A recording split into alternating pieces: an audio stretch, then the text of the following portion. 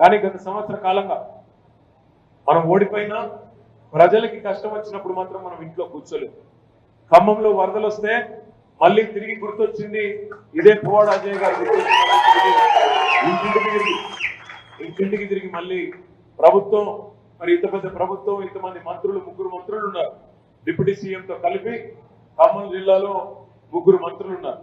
కానీ కనీసం ఆ రాణి గారు అనే ఒక అమ్మాయి వాళ్ళ కుటుంబంతో సహా మొత్తం ఆ డాబా మీద చిక్కుకొని పోతే కనీసం ఒక హెలికాప్టర్ పంపించడానికి కూడా ప్రభుత్వానికి మనసు రాలేదు. మంత్రులు ఇవాళ ఎమ్మెల్యేల బర్త్డేలకి, పనికి మాలిన కార్యక్రమాలకి మాత్రం హైదరాబాద్ నుంచి పూతమేడు దూరానికి కూడా హెలికాప్టర్ వేసుకొని పోతున్నారు. కానీ ఒక అమ్మాయి మొత్తం కుటుంబంతో సహా వరదల్లో అక్కడ చిక్కుకొని పోతే పంపించడానికి మాత్రం హెలికాప్టర్ దొరకలేదంట. కానీ మన ప్రభుత్వం ఉన్నప్పుడు ఎట్లా ఉండేదో ఒకసారి గుర్తు తెచ్చుకోండి. భూపాలపల్లిలో, ఇంకా మంచిర్యాలలో, రకరకాల ప్రాంతాల్లో వరదలు వచ్చినప్పుడు చిన్న చిన్న గ్రామాలకు, కుగ్రామాలకు కూడా మనం 1 కాదు 3, 4 హెలికాప్టర్లు పంపి అక్కడ ఉండే పశువుల కాపరులను కానీ ఇంకో ఇతరులను కానీ కాపాడి ఒక్కొక్క ప్రాణం విలువ తెలిసిన ప్రభుత్వం కాబట్టి మనం కాపాడుకున్నాం.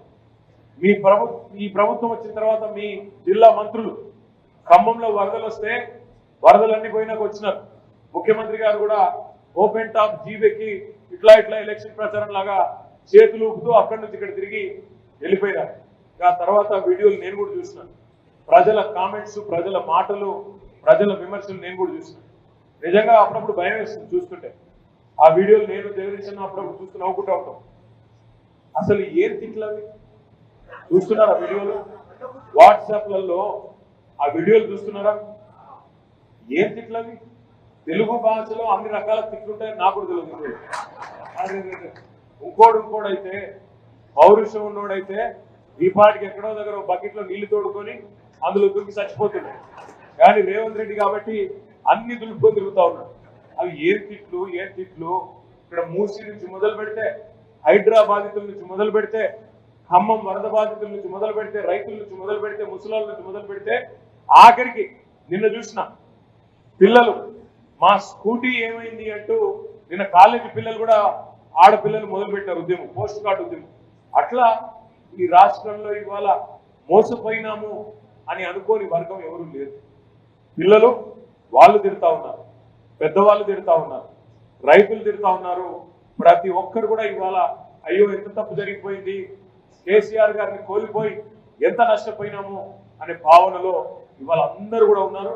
నేను చెప్పేది వాస్తవం అయితే గట్టిగా చప్పట్లు కొట్టారు. నిన్న అక్కడ కొడంగల్ పోయాను నేను, ముఖ్యమంత్రి గారి నియోజకవర్గం. సహజంగా ముఖ్యమంత్రి గారి నియోజకవర్గం అంటే సరే రాష్ట్రానికి చేసినా చేయకపోయినా సాటుకేమైనా చేసినాడేమో, చాలా ఎవరికి తెలియకుండా ఏమైనా చేసినాడేమో అనుకున్నాను నేను. ఏది ఆయన నియోజకవర్గాన్ని. అక్కడ పోయి రైతు దీక్ష పెట్టాం.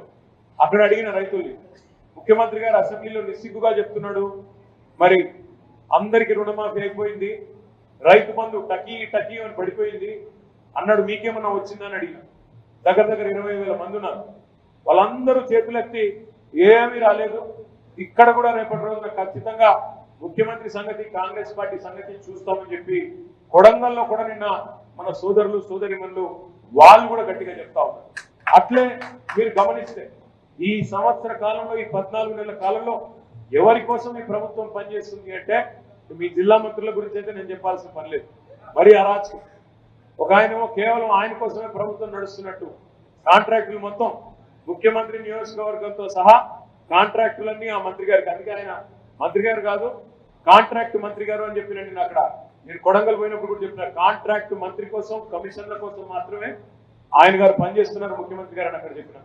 ఇక డిప్యూటీ సీఎం గారికి నేను చెప్పాల్సిన పని లేదు, వాళ్ళ పార్టీ ఎమ్మెల్యేలు చెప్తున్నారు 30% కమిషన్లు, 10% కమిషన్లు, ఇంట్లో కూర్చున్నాళ్ళు కూడా ఇవాళ తెలుసా లేదా నేను చెప్పినాను సీక్రెట్, పిల్లలు తెలీదా?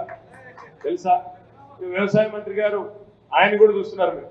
వ్యవసాయ మంత్రి గారు ఒకటి చెప్తాడు, సీఎం గారు ఇంకొకటి చెప్తాడు. వ్యవసాయ మంత్రి గారు రుణమాఫీ ఇంకా కాలేదు అంటాడు, సీఎం గారు అయిపోయింది అంటాడు. ఇట్లా ఒక రకంగా అసలు మంత్రులకు ఒకరికొకరు శృతి లేకుండా ఇవాళ అధోగతి పాలైపోయింది రాష్ట్రం అనే భావనలో అందరూ కూడా ఉన్నారు. నేను మీతో ప్రార్థించేది ఒకటి, ఎందుకంటే ఈరోజు ఒక మంచి పని కోసం అందరం కూడా కలుస్తా ఉన్నాం.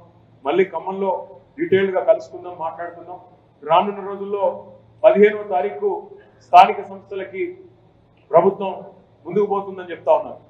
బీసీ సోదరులను కూడా ఈ ప్రభుత్వం వంచింది, మోసం చేసింది.